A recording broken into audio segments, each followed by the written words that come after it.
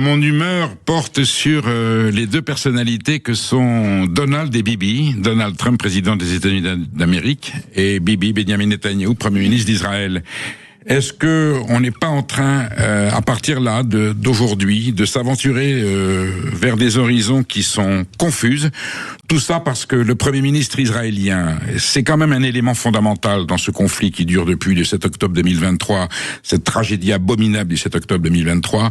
Mais est-ce que le Premier ministre d'Israël, Benjamin Netanyahou, n'est-il pas en train de trouver tous les prétextes et tous les moyens pour prolonger cette guerre? Car nous savons que le moment où il ne sera plus Premier ministre, son mandat prendra fin comme celui de Viktor Orban, il aura des comptes à rendre devant la justice israélienne.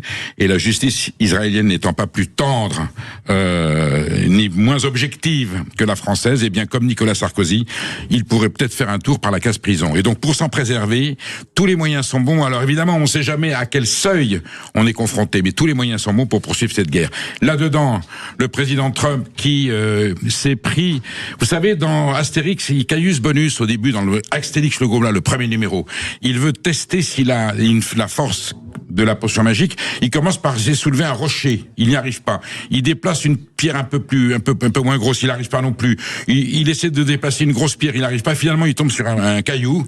Il arrive à le déplacer. Il croit qu'à la potion magique, qu'il a la force éternelle. Eh bien, on a l'impression que Donald Trump, après son succès à Caracas, s'est dit, mais le monde est à moi. Je peux faire ce que je veux. Et il s'est lancé dans cette aventure périlleuse à la suite de l'attaque de l'Iran par Netanyahou, par les fusées israéliennes, et s'est dit je vais faire une bouchée des Iraniens. Ça n'en prend pas le chemin. On est en train de s'enliser, il est en train d'entraîner le monde occidental, l'économie mondiale vers un chaos énergétique. Le détroit d'Ormuz est bloqué. Il décide de rajouter au blocus des Iraniens le blocus de la flotte américaine. On va en discuter avec l'amiral Oudo d'Anville justement.